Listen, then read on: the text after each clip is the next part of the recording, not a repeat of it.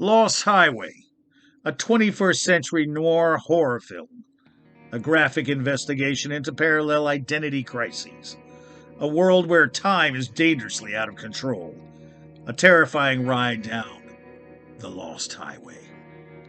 David Lynch, June 21st, 1995. I got an idea, man. Laurent is dead. You take me far away. I like to remember things my own way.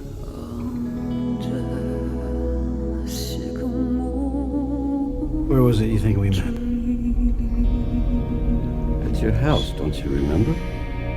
In the dark trees that blow. Welcome to Twin Peaks Unwrapped. I'm your host, Ben Durant, and beside me is Brian Kazaska, and beside me is this is Mya from Twin Peaks Fanatic, 25 years later, Blue Rose Magazine. I'm Tim from 25 years later, and that's it.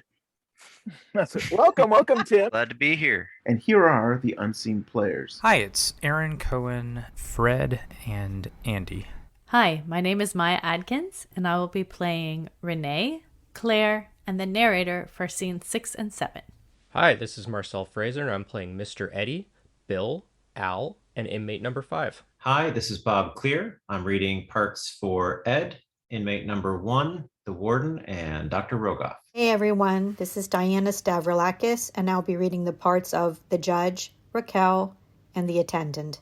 Hey, it's Bill Abelson. I'll be coming into Los Angeles, bringing in a couple of keys. Also doing narrator, inmate number 2, and medical examiner. Hi, this is Joyce Picker. I will be playing a character named Joyce, no relation. Also, I will be playing the foreman of the jury and a reporter. Hi, I'm Yvette Zaepfel, and I will be playing the narrator in scene 3, Marion in scene 5, and V in scene 11. Hi, my name is Colt Wilson, and I'm playing Pete and guard number 1. Hola, this is Chris Mathews. I will be reading the opening intro narrative, as well as the roles of inmates 3 and 6 in scene 6. And finally, the voice of the mystery man in scene 12. Hi, my name is Robyn Lynne Norris, and I'll be playing the narrator, Captain Henderson, and inmate number 4. Hi, this is Julia, and I'm playing the narrator.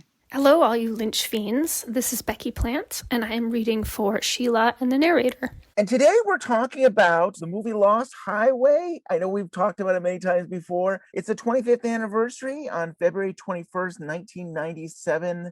The film was released in the U.S., and so we thought we'd celebrate it and talk about it some more and go dive deep into the script, the unseen scenes, and get into all that. But before we do that, Tim, you wrote an article for 25 years later recently, just a few weeks ago. Before I get into it, we are covering spoilers.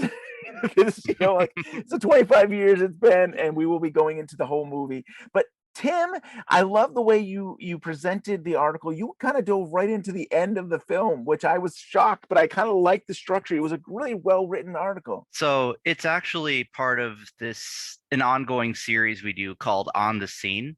Go into something, take a specific scene out of it, and really dive deep into that and see, what does this mean? What's cool about it? So I really focused on the climax. Is kind of where you get Pete's story, and then you get, Fred's story from earlier, and it's all kind of coming together. It really is this, it's the dream. So there's, the initial section, then there's this, as Lynch calls it, an extended fugue state where, Fred becomes Pete and then he goes off on Pete's life. It really collapses here. And it's similar to, you remember Mulholland Drive, Club Silencio? Yeah. Sort of like where, the floor gets pulled out from under you and all of a sudden you're back in the real world. But you get this really, really breathtakingly beautiful scene where it happens, where they're out in the desert and making love in the sand, in the lights of a vintage Ford. It's a very, this is cinema moment Yeah, the name of your article is Lost Highway, a Siren Song Through the Dying Dream. And I like that you kind of touched on about the Siren Song. That's one of the many interesting stories in, Lynch canon. He actually wanted it for the prom scene in Blue Velvet, but they couldn't get the rights. I believe it was one of his producers who said what amounted to make your own. So then he went to Angelo Badalamenti, very beginning of their collaboration. And he said, I want this. So then Badalamenti went to Julie Cruz, who he had known from his New York theater days. And that collaboration led to Mysteries of Love, which was first collaboration between the three of them. And it would lead to the music of Twin Peaks.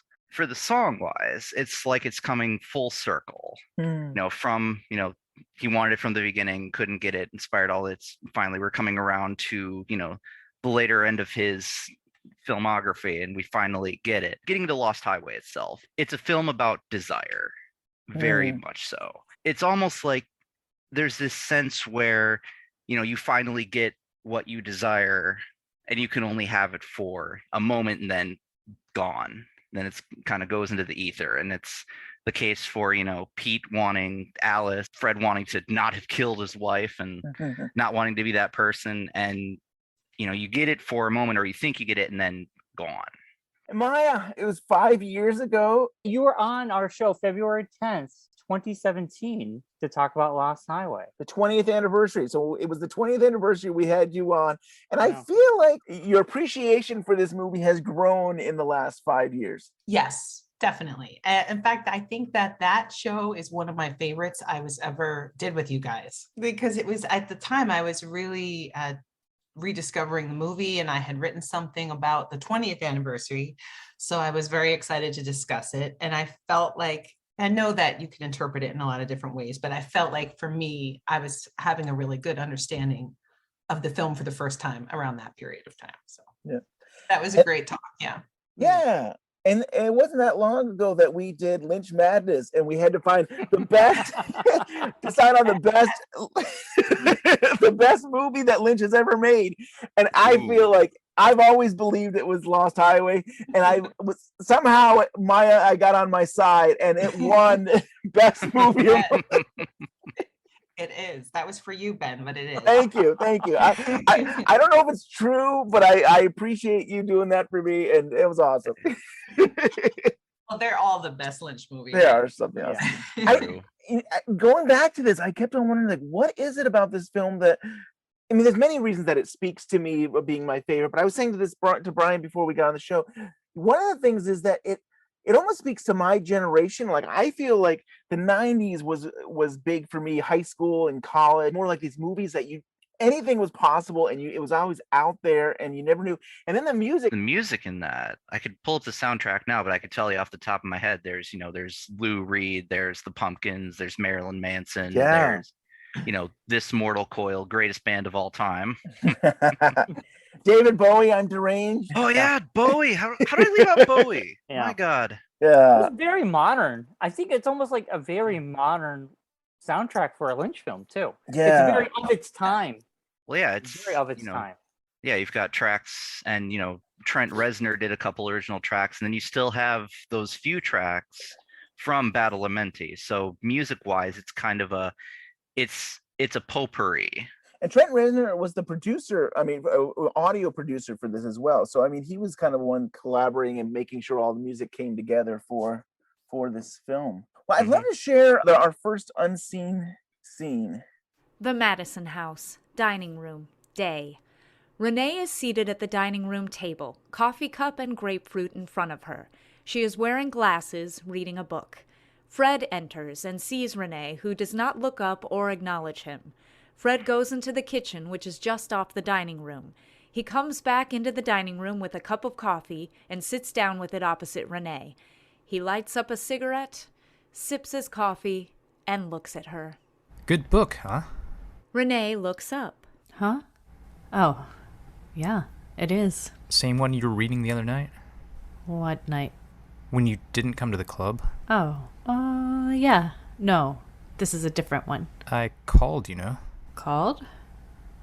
When? From the club. You didn't answer. I must have fallen asleep. I was asleep when you got home, wasn't I? You were asleep when I got home, yes. Renee goes back to her book. Fred sips his coffee and smokes. Renee, without looking up...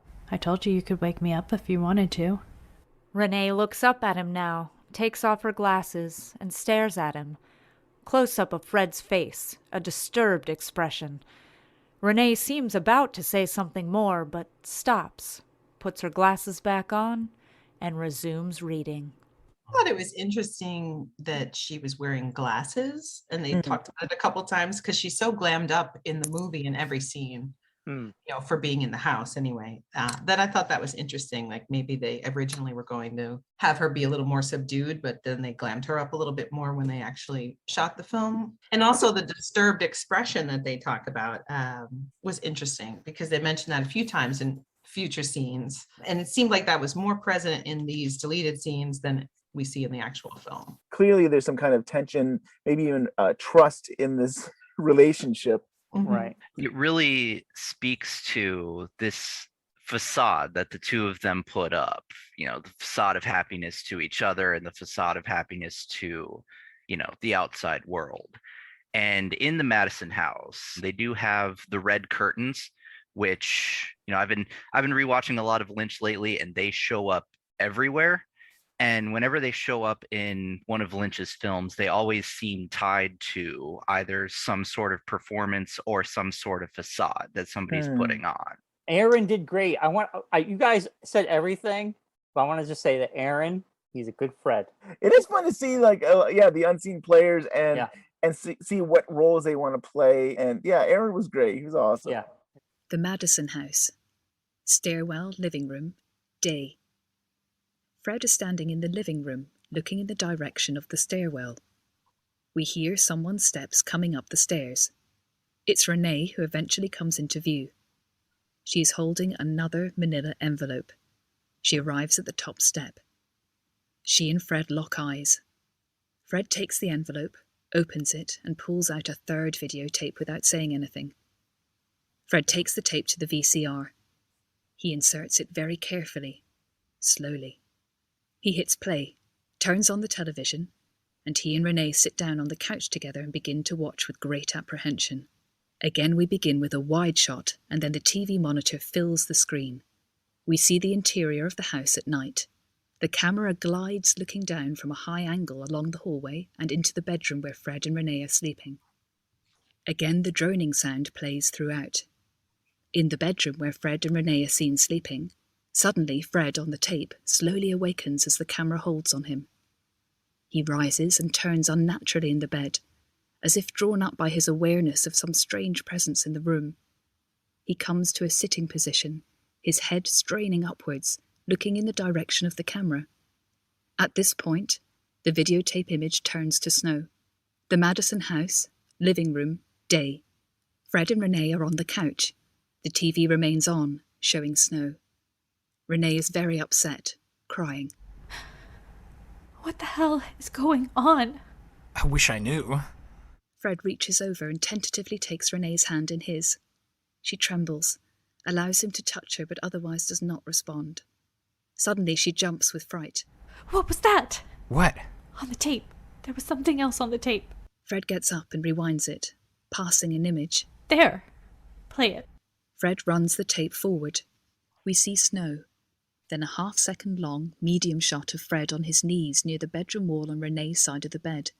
He's looking directly at the camera, his face a ghastly grimace, contorted. His eyes are wide with horror.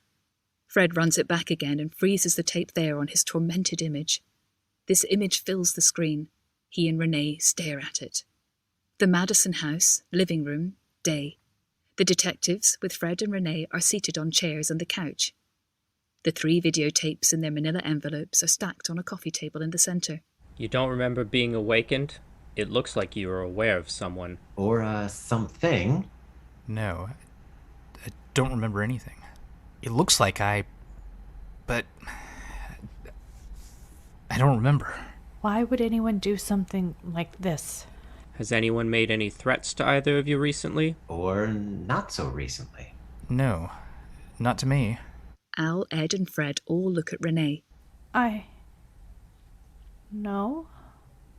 No threats. We'll take the tapes with us, if that's all right with you. Ed looks at Fred, then Renee, both of whom nod their agreement. We'll see that the patrol of the house is doubled. I don't know if I want to stay here. I don't feel safe. Where would you feel safe? I don't know. Maybe a hotel? Ed and Al are watching this exchange between Fred and Renee with keen interest. There is a strained silence between them. Did you use the alarm system since we were here last? The first night. Not the last two. Why not? Fred shrugs. I forgot. Anyway, I hate the idea of acting paranoid. Acting paranoid? Someone is in our house while we're sleeping, filming us. And you don't want to act paranoid? I thought you set the alarm. Fred gets up, lights a cigarette, paces. I'll make sure the alarm is set from now on. But that doesn't solve the problem. Who is doing this? And why? Ed and Al rise from their chairs.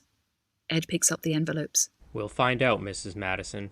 Renee stands with the detectives. Fred stands apart, his expression pained and bewildered. Great job. They did such a great job. They're awesome. I mean, all of them. This is just an additional finding of a tape, which I think is good to take out, maybe because how many times do we have to go to the doorstep and get another tape? I mean, this would have been a third time. I agree with you, Ben. In a way, I think it's kind of an awesome scene because they're describing him sitting up on the bed and looking at the camera. It's almost like he's possessed or he's Linda Blair or something like that. But I feel maybe it would have been too much in the film seeing that over and over and over again. But it does seem like they were trying to establish this pattern of a change in Fred.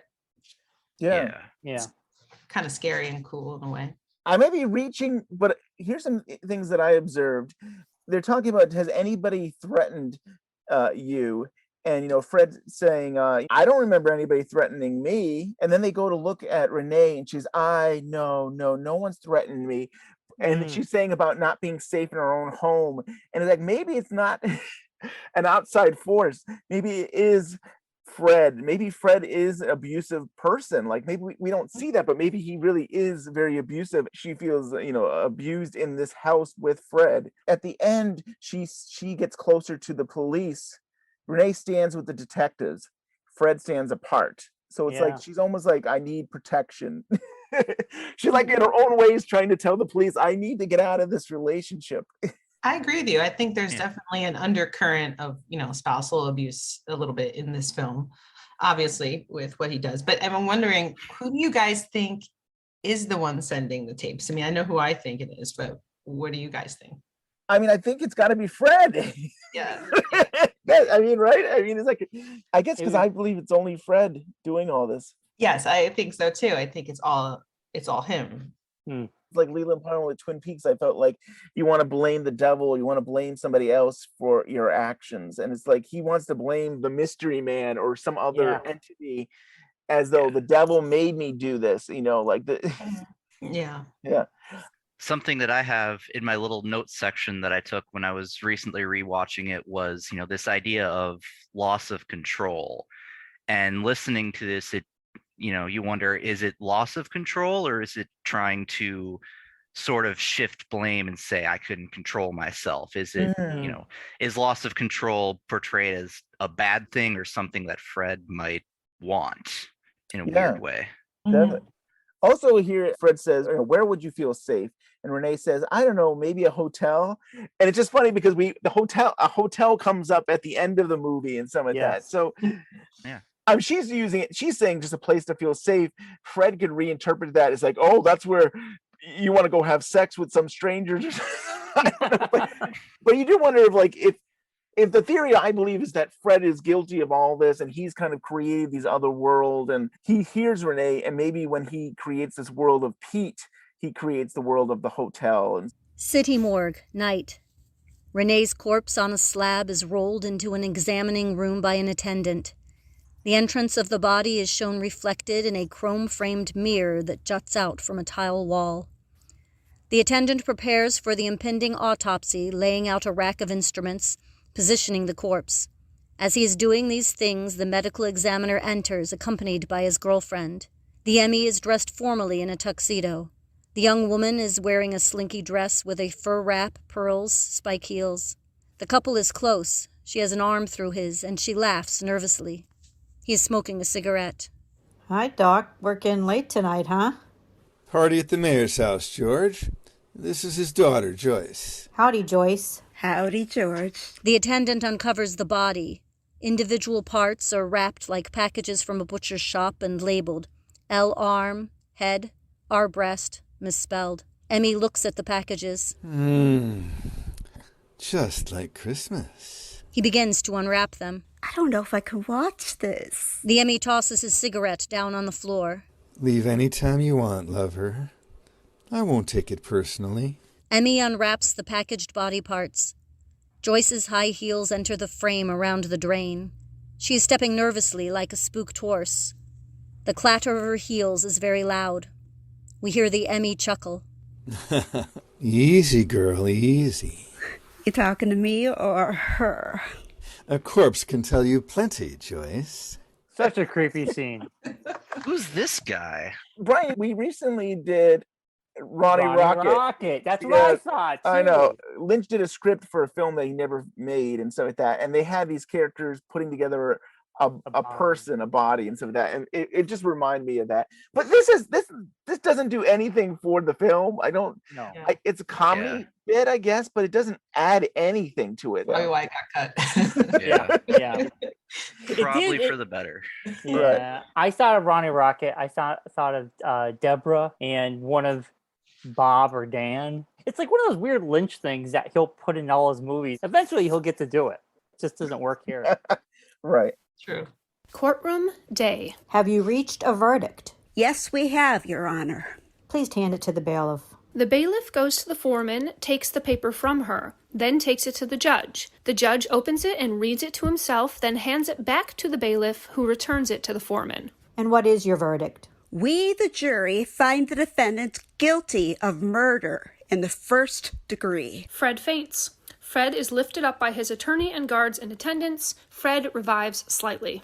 Fred Madison, the jury having found you guilty of murder in the first degree, it is my order that on a date to be determined, you be put to death in the electric chair. Fred's eyes roll open as he cranes his neck around and upwards, looking at the video camera high on the wall of the courtroom, pointing down on him. It's interesting that they note that he faints during this, because it kind of builds into the sense of, this wasn't me, I didn't do this, right. It was the one-armed man. Yeah. Right. The camera is like a trigger, sort of. He doesn't own a video camera. He likes to... I like to remember things my own way. What do you mean by that? How I remembered them. Not necessarily the way they happened. And so when you have it documented and you have it, there's no way you can, well, we live in an age, maybe we can somehow stretch the truth. But for the most part, when you have something recorded, that is the truth. There's no way to get around it. O.J. Simpson was a big thing. Lynch loved watching all the media of that whole thing, from the Bronco, on the highway, running away from the police, to the whole thing of like, could somebody actually kill his, I think his ex-wife and stuff like that. But it seems like it was Lawson was loosely based on the O.J. Simpson case. And that was, when you think about it, that case was one of the first cases I can remember really that had video cameras in the courtroom and was live like every day watching the case. And it was like a TV show. It was reality TV at its finest. I believe I read that Lynch said something of how it was fascinating how during all this, OJ was just he was smiling, he was friendly, and that led him down this idea of, what would it be like if you were to do something like this? How could you go on living? When OJ was brought home, the first thing he said to the media was, I'm going to help find the killer. And then a week later, he's playing golf. Right. Yeah. And then he wrote a book called If I Had Done It or something like that. And If I did it. If I did it. And then you're like, what? What is going on? If the glove does not fit, you must acquit. Yeah. And the Oscar goes to O.J. Simpson. Something from Catching the Big Fish. It's he says, what struck me about O.J. Simpson was that he was able to smile and laugh. He was able to go golfing with seemingly very few problems about the whole thing. And I wondered how, if a person did these deeds, he could go on living. And then he gets into, fugue states. And it's interesting. How does someone shut that part of their brain off? And, yeah. That's what Fred is, maybe. Like, he's just, he disassociates.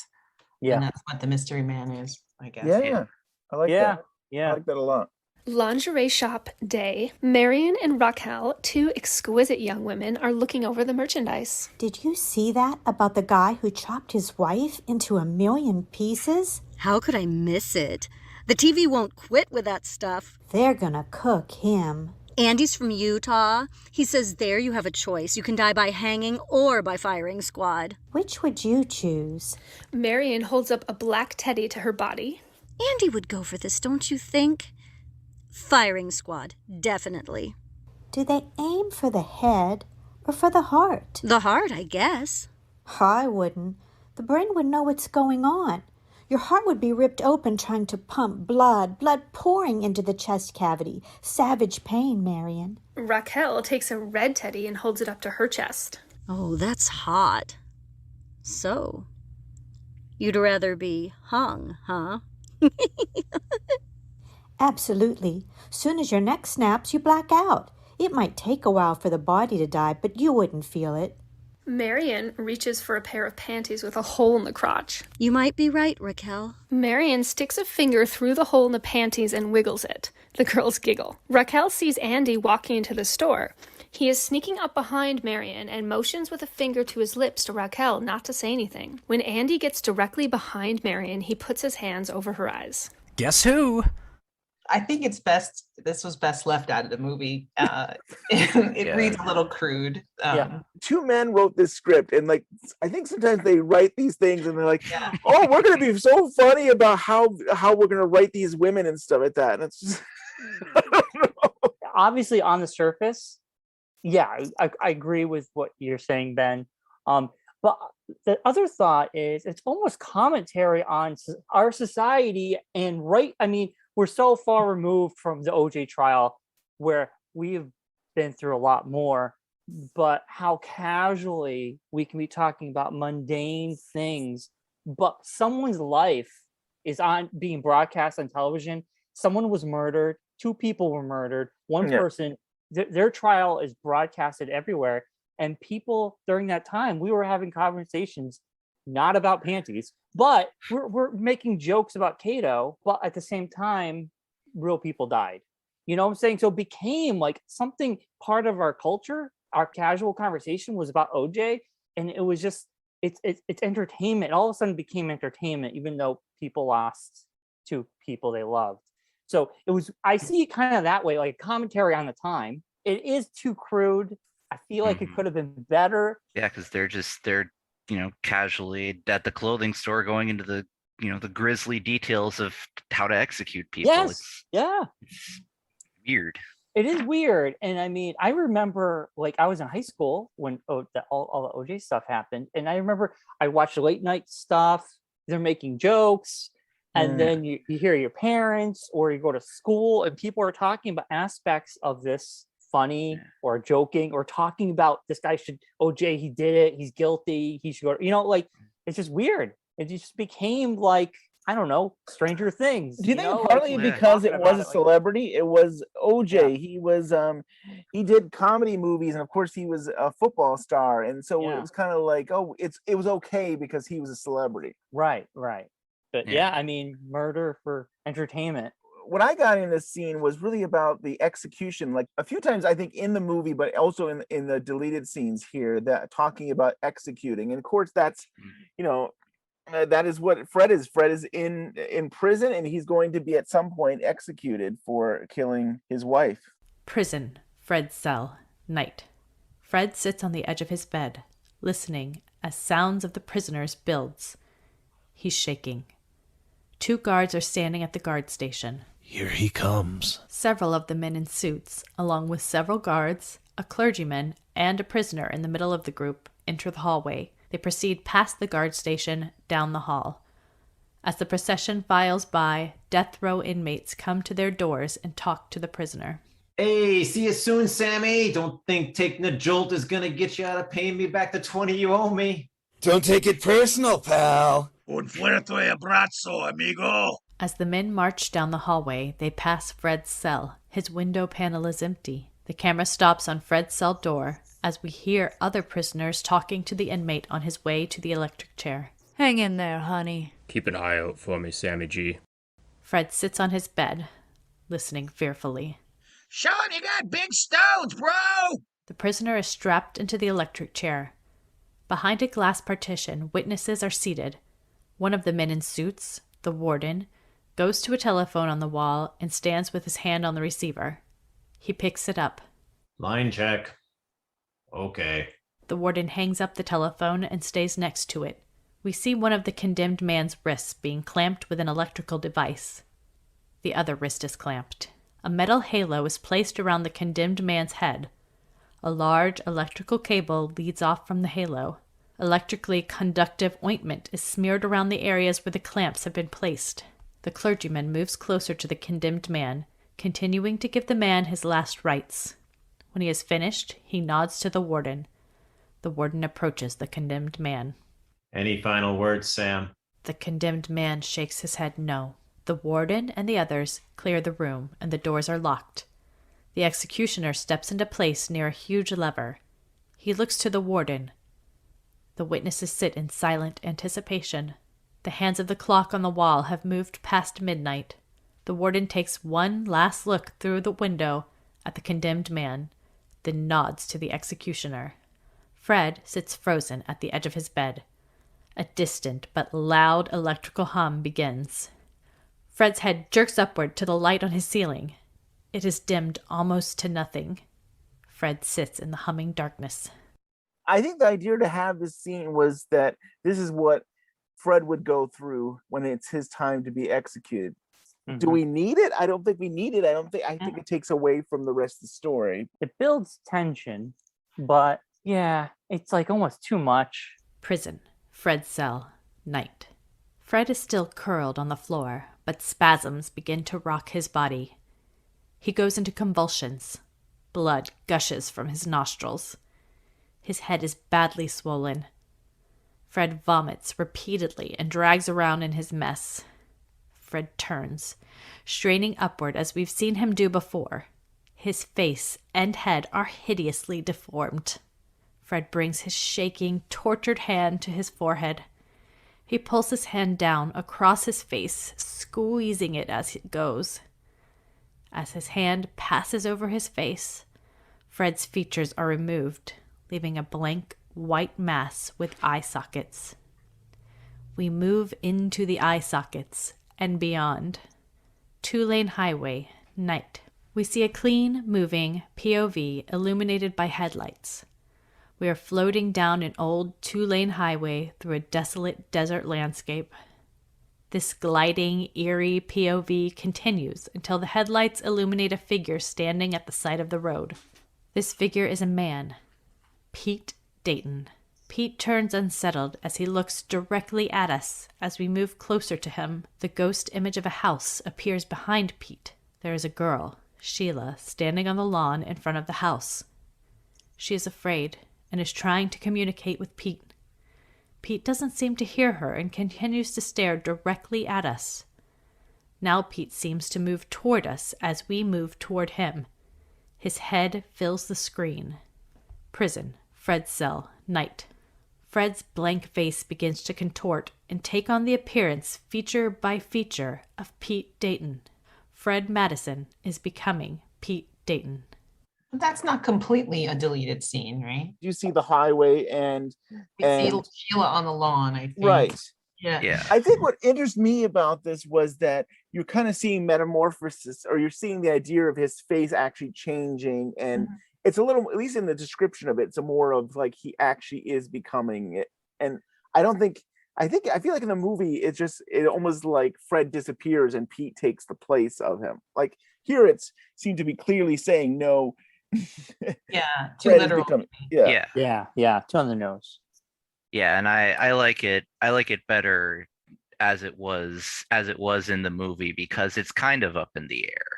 whereas here it's more explicit, which kind of takes away your room to interpret things. Yeah. And talking about interpretation, so I mean, getting into my interpretation, I believe there is no Pete. I believe there's no Pete's world.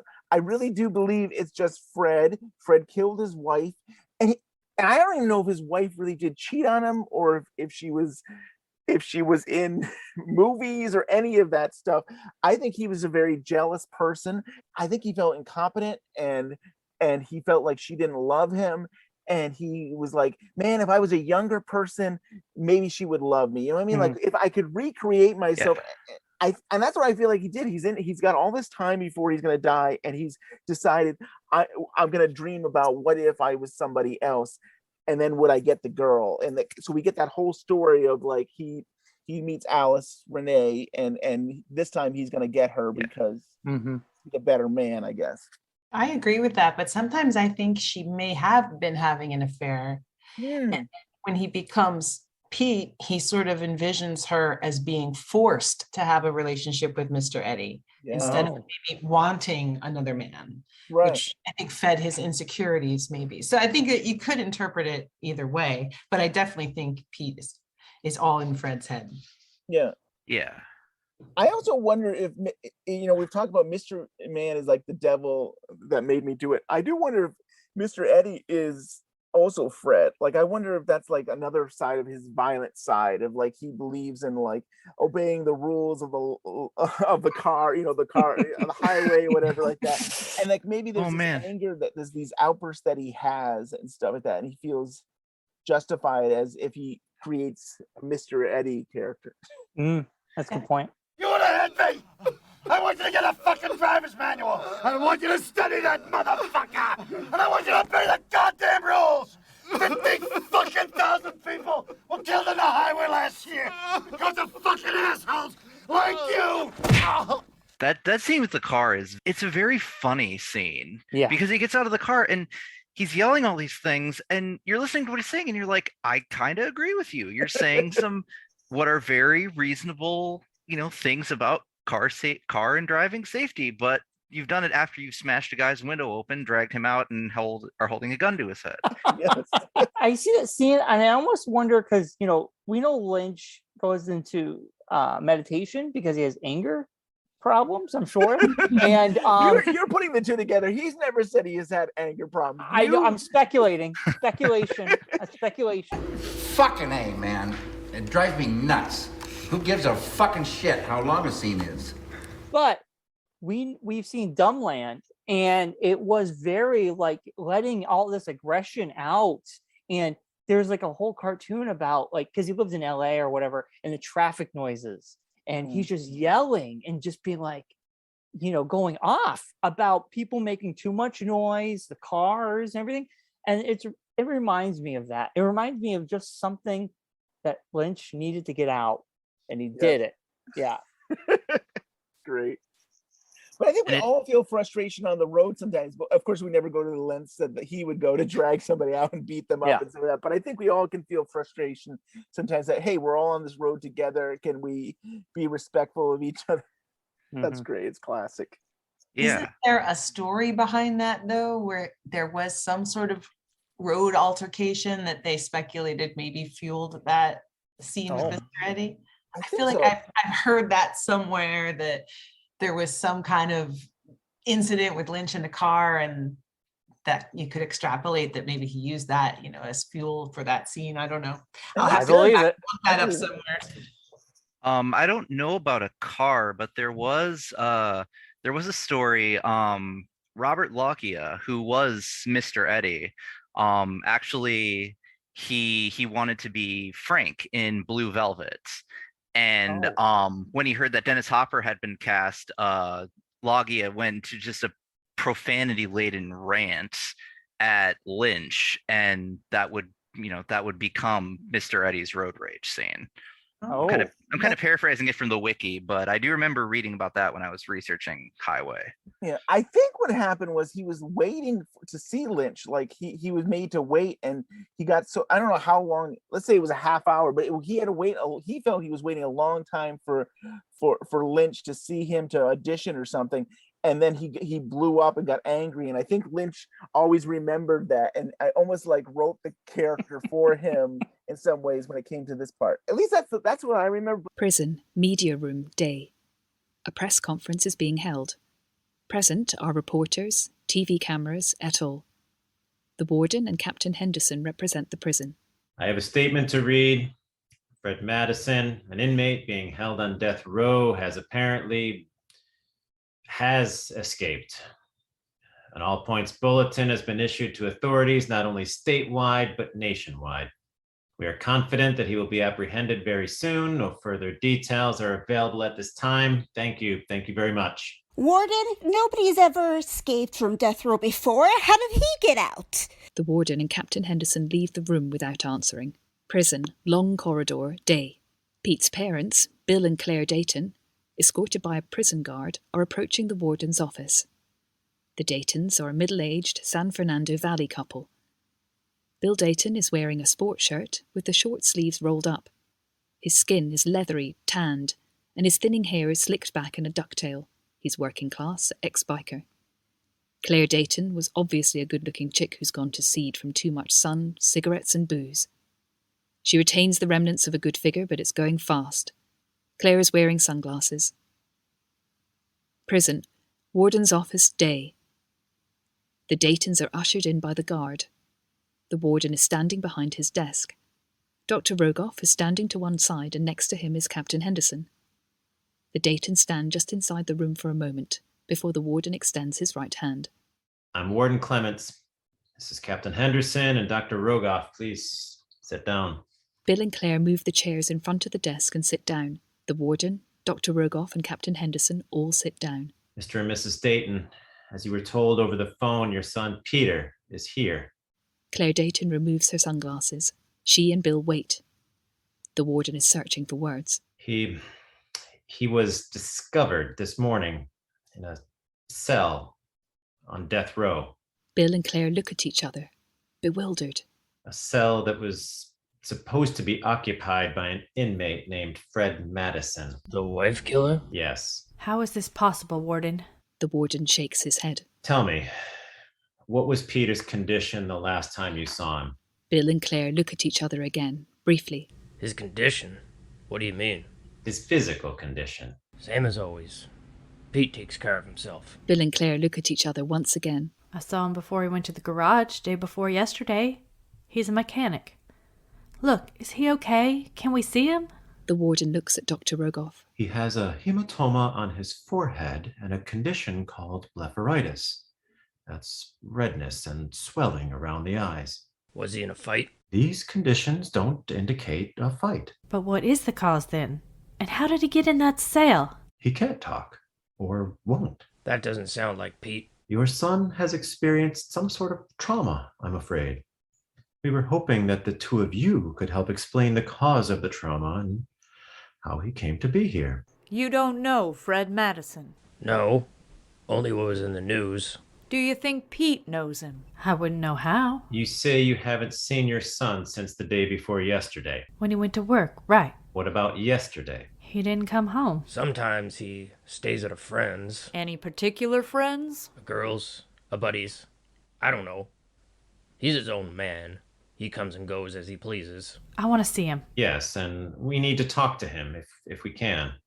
Mel, let's get Peter in here. Dr. Rogoff leaves the room. While he's gone, nobody talks, increasing the tension. Dr. Rogoff returns with Pete Dayton, dressed in his own clothes, jeans, boots, sports shirt. Pete's forehead is lumpy and his eyes are red and swollen. He can walk, but unsteadily. Pete looks around the room, sees his parents. Claire jumps up. Pete? She and Dr. Rogoff help get Pete settled in a chair. Bill is taken aback at the sight of his son, but says nothing. Pete, can you tell us now anything about this? Pete, what happened to you? Pete has a dazed look on his face. He starts to speak, then stops. It's okay. Take your time, honey. Pete's gaze drifts from his mother's face around the room and back to her face. Where am I? The warden and Captain Henderson look to Dr. Rogoff. You are in the state penitentiary. You were found in a cell on death row. My head hurts. Pete rubs his head like it's about to explode with pain. A man named Fred Madison was occupying that cell. He's missing. We're trying to find out how it is you were in there and not him. I don't know. Do you know Fred Madison? No. There is a silence in the room as Pete massages his throbbing temples. Warden, can we take him home? The warden looks at Dr. Rogoff. From a medical standpoint, I don't see why not. We need to find out what happened here. Have you made any charges against him? No. Then he's coming home with his mother and me. All right, but you see our predicament. Legally, we can't hold him, but he may be able to help us. Perhaps later. For now, he's free to leave. Bill and Claire help Pete up and carefully escort him out of the warden's office. With a nod from the warden, the guard accompanies them out of the room. The warden, Captain Henderson, and Dr. Rogoff stand, but remain in the office. You just gonna let him go? We'll get a tail put on him. Do you think the hematoma that Pete has is because of the electrocution that Fred was experiencing? Oh, I don't know. What is that? That's something the doctor brings up? Yeah, the doctor says something about he has a hematoma on his forehead. Oh, interesting. Just a thought. I like that. I like that, yeah. 10-pin bowling alley, night. The bowling alley is divided into a game room area, a bar-restaurant area, and a bowling area. Pete and the group stroll into the bar and take a large booth. Music is playing loud. A waitress takes orders for drinks. Bowling pins clatter loudly in the distance.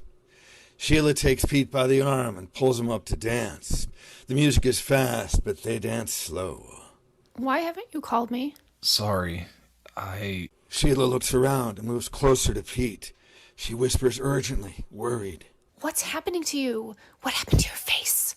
I don't know. What do you mean? You've been acting strange lately. Like the other night. What night? Last time I saw you. I don't remember. What happened that night? You sure weren't acting like the Pete Dayton I've always known. What do you mean? You were acting like a different person. Who else could I be?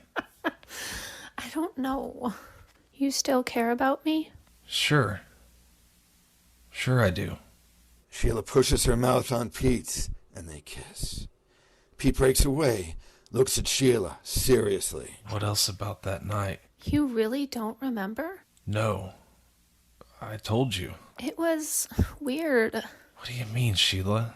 I don't want to talk about it. Sheila? No. I really don't want to talk about it. But I like this idea of the of this whole, like, you're a different person. Maybe this is hitting us over the head, and I feel like maybe that's it. Maybe as they were looking at the film, they said, okay, you have enough things sprinkled out to say that, you know, he's not right. And right. The narrator does a great job. He kind of sounds like Robert Loggia to me. I know, Bill's awesome. Bill's great. Dayton House, night. Pete is sitting perched unsteadily on the very edge of his bed. He hears a succession of highly amplified sounds at intervals with eerie stretches of silence. Crickets in fractured cadence, a distant television, a fly buzzing slowly in the room, a moth's wings beating against light bulbs in the ceiling fixture, the washing of dishes. Pete's reaction to these sounds is one of petrified confusion. Underlying these sounds is a kind of unearthly, steady drone. Pete gets up off the bed unsteadily. He moves toward his bedroom door. As he moves, the amplified sounds shift. He can hear laughter. The laughter seems to be loud, but at the same time coming from people who are trying to contain the laughter, to hide it. Pete opens his door and peers out. Pete looks down the hall toward the living room. His mother and father have stopped laughing and are turned with guilty smiles in his direction. They are smoking a joint, passing it back and forth. They are not looking directly at him. They seem to be looking but not seeing. Pete's parents do not see Pete. There is no one there, just an empty hallway. Pete's parents continue to stare, but then turn away toward each other. They start to laugh quietly again. Pete sees no one in the living room. It's empty. Pete turns from the hallway and comes back in his room unsettled and confused. He can hear laughter coming from the living room, And that's Robyn. The whole scene was just narration, but it's cool. I love Robyn's take on it. Like at a point where she talks about the bee and then she kind of goes buzzing and stuff. It was a nice little touch that she did. Yeah, I mean, I really feel like this is reinforcing that Pete's world is not real. Like, right. Yeah. Pete's parents aren't real. He's not real. This is just a made up world. Yeah. And the droning is like the electric chair or the something. Yeah. I like that very much. Yeah. Yes. Well, they talk about it in a lot of these scenes, and it's like an under humming, right? Yeah. I mean, yes, always there. Yeah. I didn't put it together though. I don't know why I didn't put it together, but you're right. And even in the movie, there is a lot of electricity humming sounds throughout the whole film. I just thought it was typical Lynch, loves his hums and electricity noises, but that's a great point. Yeah. And obviously it's not as pronounced. But if you remember the original Texas Chainsaw Massacre, when you first get in, you hear the generator going. And you sort of get that sound throughout most of the movie. And it just establishes this tone of unease. And then, you get the actual chainsaw sounds mixed in. You can't tell which is which. Yeah. Yeah. It's actually pretty cool to think about it. All the little nuggets that you can pull out of the movie to see how they were sort of putting it all together. Yeah. Van Nuys Boulevard, night. Pete rides up the boulevard with the cruisers. He spots V's car parked at Tops. He pulls in beside V's car and shuts down the engine. The usual crowds at the drive-in, including Sheila. Pete goes up to V and Carl, says hello. He lights a cigarette, leans up against a steel pole supporting the awning above. V and Carl both notice Pete is in a bad mood. Sheila is over with her girlfriend. She hasn't seen Pete arrive. Suddenly, Sheila looks over in Pete's direction. She looks like she's seeing something, yet not seeing anything. She keeps looking, staring. She sees V, Carl, and a lot of people, but Pete is not there. Pete looks at Sheila. He's unsettled and confused by her staring, but not seeming to see him. He watches her turn away and take one of her girlfriend's hands, leading her out to dance to the loud music. Pete watches her dance. Suddenly he can't see her. He thinks maybe she may be dancing on the other side of the building, out of view. He moves to look, and his head is struck by a violent pain. He grabs his head with his hand and leans forward. V grabs his arm. You okay, man? What? You okay? What's wrong? Pete looks up at V. He doesn't seem to recognize him. V's head is a featureless blur. Pete shakes his head, trying to drive out the pain. He looks over again for Sheila. He sees her there, dancing with her girlfriend. Pete, you okay? Yeah. Pete stands back up against the post, turns to V, recognizing him. I'm okay. You okay? Sure, I'm okay. Some drunk guys move over to Sheila and her girlfriend. They cut in on the girls. The guy with Sheila puts his hand around her waist and pulls her against her will into a grind. She tries to push him away, but he holds on tighter, laughing with his buddy. V and Carl look at Pete as he pushes off the post. Pete crosses quickly to the man dancing with Sheila. He slams his fist into the man's nose, almost snapping the man's neck in the process. The man goes down, bleeding. Pete attacks the other man who is turning toward him, ready for a fight. He hits the man in the gut. The man's head goes down, and Pete brings his knee up, cracking the man's face. The man's torso flies up with Pete's knee, then continues on as the man falls to the floor.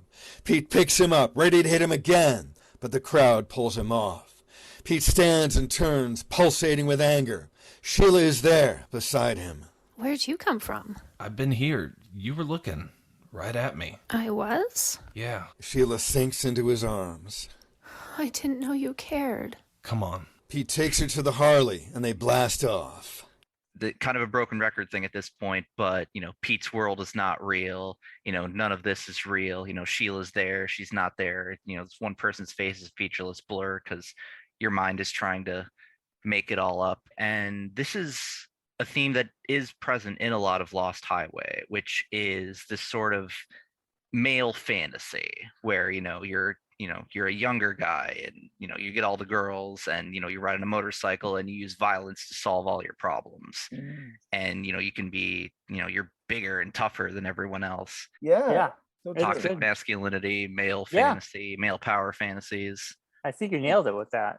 That's pretty much what the scene is. A lot of Highway does seem to deconstruct it a little bit, because for all that, in the end, he doesn't get the girl. You'll never have me.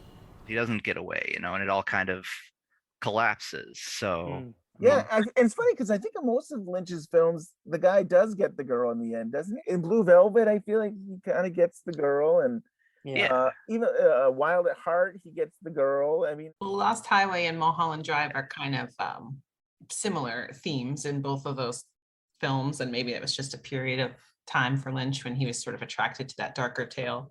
And one is sort of male perspective, and the other is female. So it's interesting. Yeah. Pete is on the phone. There is a long silence. Pete can hear breathing. We've met before, haven't we? Pete freezes. His mind is scrambling. I don't think so. Where was it that you think we've met? At your house. Don't you remember? No, I don't. We just killed a couple of people. What? Pete can hear Mr. Eddie laugh in the background. You heard me. We thought we'd come over and tell you about it. Pete is getting pale with fear. What's going on? Great question. In the East, the Far East, when a person is sentenced to death, they're sent to a place where they can't escape, never knowing when an executioner will step up behind them and fire a bullet into the back of their head. It could be days, weeks, or even years after the death sentence has been pronounced. This uncertainty adds an exquisite element of torture to the situation, don't you think? It's been a pleasure talking to you. Pete can hear the phone being passed again. Pete, I just wanted to jump on and tell you I'm really glad you're doing okay. The phone goes dead and Pete sits, fearfully pondering his fate. This scene here is, to me, was what the film was all about. I mean, you have Fred who is stuck in prison and he knows he's going to be executed any day, and he goes to a world to escape as long as he can until that day comes. Yeah, it's about that. It's about this sort of inevitability of, you never know, you don't know when it's going to come, but it's going to, it's going to come for you. You're going to die. The stress of that so much is that he kind of has a mental breakdown and creates this other world and tries to think that he can outrun it, death. Yeah. Do you think it's all happening in the moment he's dying, or is it the night before? I know they gave him a drug and he goes to sleep. I kind of think about that a lot. Is it just the moment of death? It might be. There is one line the mystery man says is, "We just killed a couple people," which is not in there. And I don't know maybe it was just to spook. I guess it was just to spook Pete, to say, hey, we killed people. And you know what? We're going to kill you too when we come find you. Maybe it's mystery man subconsciously telling Fred that he killed people. He killed Renee. Maybe he killed Mr. Eddie. Maya, that's a great point, because I was looking at the script and you could interpret it saying we, Pete and the mystery man, just killed a couple people, right? Right. It could be him on the phone saying, hey, I want to remind you, you're not innocent. You're part of the killing here. Yeah. Man. One and the same. One and the same. Desert, daybreak. You and me, mister. We can really out-ugly this some bitches, can't we? The mystery man unloads his pistol into Mr. Eddie / Laurent, who jerks and dies in the dust. The mystery man then leans close to Fred and whispers in his ear. Fred is now holding the gun. He is standing alone. There is no mystery man. Fred turns to go back to the car. The Madison house, driveway, early morning. Fred drives up to his house in Mr. Eddie / Laurent's Mercedes 600 Pullman and stops in front. He gets out of the car, goes to the front door, and rings the doorbell. There is a beep sound. Fred into the intercom.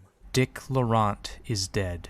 As Fred finishes this sentence, we see the cop car containing AdkinsAl pull into the curb just up the street from Fred and Renee's house. Fred turns and sees the cop car. He jumps in his car, fires it up, and peels out. The cops give chase. Desert highway, day. Fred is behind the wheel of his car. Behind him are the cops. Fred's face begins to change again, grotesquely contorting as he races into the vortex. His tormented scream blends with the howling siren of the police car, gaining on him. Well, that's pretty much a direct nod to O.J. Simpson, though, right? The famous Bronco chase. And Yes. Yeah. you could see the inspiration clearly there. Whole thing in the car, and the police are coming, and all of a sudden he's like, he's screaming, and he seems like his face is changing. To me is when he's being electrocuted. Yeah. Like that is like the final. That is it. Like, but in that scene, the movie sort of folds back on itself, right? Because it sort of starts at that point. Mr. Eddie is dead, or Dick Laurent. Dick Laurent, yeah. Yeah, and there is a David Lynch story. I think it might have been on the Lost Highway extras, where Lynch talks about when he was a kid. Ben, you'll probably know the story better than I. There was a speaker, or someone said something through his door, or this intercom thing, and they said Dick Laurent. I don't know if that's exactly. I actually think it's in his house. I think he was a grown up. I think he was an adult, and somebody. He had a speaker system, and somebody somebody just said Dick that, Laurent and he dead. went to the window, and there was nobody there because he said it was like an odd corner, just like the house in the movie, so you couldn't see the person leaving or going. So to him, it was just like this mystery person came, said the message to the wrong house, but that would spook me. Yeah, I got that message. Yeah. And then he made a whole movie about it. Maybe this is one last chance to say it's not my fault and blame it on Dick Laurent. Say, Dick Laurent forced, Renee Alice to do these terrible things and be involved in these films and act this way. And if I kill him, then I brought justice. And if I go to the intercom and let Fred know who's in the house, everything's okay. I killed Dick Laurent. Do you think it's a full circle sort of thing? So it's like he's kind of like made peace with it? Or maybe he's trying to make sense of it because he still doesn't really know that he killed her. I don't know. On some level. Yeah. Well, doesn't know or doesn't want to process the fact that, he killed her and he's responsible for that. And I think a lot of that furniture that was in the movie was made by Lynch. Like he did the woodwork and things like that. Yeah. That's awesome. We didn't talk about Maya. I think we talked about this when you were on originally, how that furniture was like a clue that he's trying to remember things, and how the furniture was oddly, there was like not much detail to a lot of the furniture. When you would recall something, you don't remember all the detail of every little thing. Yeah, and in the movie when he looks into the mirror and the hallway gets all dark, and it's kind of like that's when he changes, and I think that's right when he goes and kills her. So yeah, there was a lot of odd things about the layout of that house. I guess it was all just a little bit wrong. Yeah. Right. It just like the Chainsaw Massacre thing you mentioned, Tim, it's the uneasiness that Lynch sets up visually. And audio, with his audio, he's really into audio. And I think just discussing it today about the hum, it makes me real want to watch this movie again and pay more attention to that sort of thing. Because it's probably stuff that's in our subconscious. We're not noticing it right away. Yeah. Yes. And talking about wanting to watch it again, I mean, I did just recently watch it, but David Lynch has supposed to be putting out a new Blu-ray of this, and I've been waiting for years for this. There was another company that put out a Blu-ray, and Lynch was telling everybody, don't get this one because I'm putting out I think he went back to the print and was cleaning it up, and it was going to be a really nice looking film. And I don't know, this would have been the time to do it. I mean, I guess we could still say even after this month, it's the 25th anniversary, maybe before the end of the year, it'd be awesome if that could come out, but we'll have to see. But I think they're still working on it. And I think wasn't it Criterion? Or I think they're doing Inland. They're finally gonna do a Blu-ray of Inland that's supposed to come out soon. How are they doing Inland Empire but not Lost Highway? I don't know. But maybe the pandemic is like Maybe there's some copyrights though, issues or something. Yeah. The music, even you were saying some of those songs. I don't know. Oh yeah, maybe. Yeah. It was just the 10th. We just had the 10th anniversary of Inland Empire, so maybe they were trying to get that out for the 10th anniversary and missed that, and so maybe we're behind by a year. Maybe Inland will be this year, and Lost Highway next year. So who knows? Yeah. That, and maybe they just want people to be able to watch Inland, because it's very hard to find. It is. Yeah. I mean, you can't stream Lost Highway anywhere, or a lot of Lynch's works. Yeah, the Criterion channel has a lot of you can streams a lot of Lynch's work. Oh, nice. But they don't have. I don't think they have Lost Highway. I think when Lost Highway, the new version comes out, the new Blu-ray, it's going to be Criterion. It's very sort of weird, but sort of almost brilliantly constructed. It's almost like you're going through like a fun house, like a hall of mirrors. You get, reflections of reflections of reflections. And, Pete's parents who are like, you don't look well. What have you been up to? And then like 5 minutes later, the mystery man or Mr. Eddie is saying, you look great. What have you been up to? And you just kind of get things. Whiplash. Yeah. Going all the way back to the beginning, the article I wrote, Song to the Siren, actually, it appears 3 times through the film. It's at the climax where we all know it. And then it's also in the first scene with Fred and Renee. And then it shows up, when Fred has the vision of the cabin when he's sitting in his cell. And all 3 times is tied into desire, whether it's, Pete wanting to keep Alice, or Fred wanting to satisfy Renee, or in the jail cell he's looking at this cabin, and as we later find out, it's where they're going to go to get the money to get out of town. And so it's really Fred wanting to escape. It's an escape fantasy too. He's trying to get out of what he's done and not be executed for it, but he can't. Well, I want to thank Unseen Players for all their performances.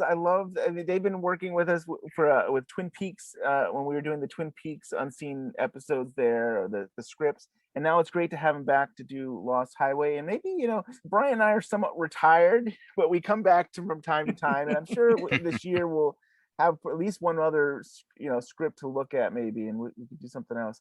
But Tim, how can people follow you, and where can they find that article that you wrote on Lost Highway? So the best place to see everything that I do is my home site, 25yearslater.com. Well, actually, it's going to be, we're in the middle of rebranding, so it's going to be, horror obsessive, film obsessive, TV, music, sports. I'm mostly on the film, the TV, and the horror sites, but I do occasionally dip into the music side for a couple of artists. Nice. And Mya, how can people follow you? And have you been writing any new articles? Well, I actually have something. I think it'll be out this week. I did with Courtney actually on 25 Years Later, or I guess TV Obsessive. It was probably what it will be on now. Nice. Little piece of Twin Peaks month. But I do have a blog, which is Twin Peaks Fanatic, and you can also find me on Twitter at Twin Peaks Blog. Well, thank you so much. And Brian, maybe we'll be back again, in a month or two. We never know. You never know when we're going to show up. But it's fun to do this. It's fun to do this again. Yeah. Thank you, guys. And if you have a comment, question, or theory about today's show, give us an email at twinpeaksunwrapped@gmail.com. Like us on Facebook, follow us on Twitter, and you can find us on iTunes, Apple Music, or Apple Podcasts, and Spotify, and all those great places. And we'll see you in a month or 2 or 3. Barry Gifford, co-writer of Lost Highway. We were flying from San Francisco to New York, and where I was going to catch a plane to Barcelona. I described this tour, what we were dealing with the plot of, of what became Lost Highway. And I said, do you think this is feasible? Does this make sense to you in some way? And she said, oh, yes, what you're describing is a psychogenic fugue, a fugue state where somebody, is overwhelmed by a particular problem and develops this condition where they can only escape but within their own mind. So at the airport at JFK, I called Lynch, told him what happened, and that this woman had come up with this analysis.